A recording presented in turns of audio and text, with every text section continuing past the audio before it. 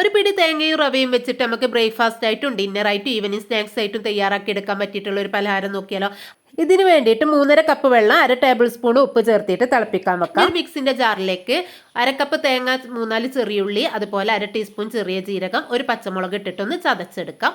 എന്നിട്ട് ആ തിളച്ച് വന്ന വെള്ളത്തിലേക്ക് ഇട്ട് കൊടുക്കാം. പിന്നീട് ഇതിലേക്ക് 2 കപ്പ് റവയും പാടെ ചേർത്തിട്ട് നല്ലവണ്ണം തന്നെ ഒന്ന് മിക്സ് ചെയ്തെടുക്കാം. അങ്ങനെ വെള്ളമൊക്കെ റവ ഒന്ന് പിടിച്ച് വരുന്ന സമയത്ത് ഇതിലേക്ക് ഒരു 3/4 കപ്പ് മൈദ ചേർത്തി കൊടുക്കാം. എന്നിട്ട് നല്ലവണ്ണം തന്നെ മിക്സ് ചെയ്തെടുക്കാം. ഇത് ചൂടാറാനായിട്ട് മാറ്റി വെക്കാം. ഇനി ഒന്ന് ചൂടാറിയതിന് ശേഷം ഇതിലേക്ക് 1 ടീസ്പൂൺ കരിഞ്ജീരകമോ കറുത്തുള്ള ഏതാള്ള വെച്ചെങ്കിൽ ചേർത്തിട്ട് നല്ലവണ്ണം തന്നെ ഒന്ന് കുഴച്ചെടുക്കാം. എന്നിട്ട് ഇത് ഞാൻ 2ആക്കി മാറ്റി വെച്ചിട്ടുണ്ട്. ഇനി നമുക്ക് ഇതൊന്ന് പരത്തിയെടുക്കണം. അപ്പം നല്ല കട്ടിയിലാണ് കേട്ടോ പരത്തിയെടുക്കണം. പരത്തിയെടുക്കേണ്ടതിന് മുമ്പായിട്ടോ ഒന്ന് എണ്ണ തടവിന് ശേഷം അതിൻ്റെ മുകളിൽ വെച്ചിട്ട് വേണം ഇതൊന്ന് പരത്തിയെടുക്കാം. അപ്പോൾ ഷേപ്പ് ഒന്നും നോക്കണ്ട, നമുക്കിത് കട്ട് ചെയ്തെടുക്കാനുള്ളതാണ്.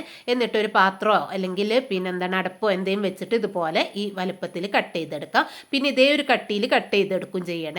അങ്ങനെ എല്ലാതും കട്ട് ചെയ്തെടുത്തിട്ടുണ്ട്. ഇനി ഇത് നമുക്ക് ഫ്രൈ ചെയ്തെടുക്കണം. അപ്പം അതിന് വേണ്ടിയിട്ടുള്ള എണ്ണ നല്ലവണ്ണം ചൂടായി വരുന്ന സമയത്ത് ഇത് ഓരോന്നായിട്ട് ഇട്ട് കൊടുക്കാം. എന്നിട്ട് കുറച്ച് സമയത്ത് ശേഷം ഒന്ന് പൊങ്ങി വരും. അതിന് ശേഷം മാത്രമേ നമ്മളിന്ന് തവിട്ടിട്ടൊന്ന് തിരിച്ചിട്ട് കൊടുക്കാം.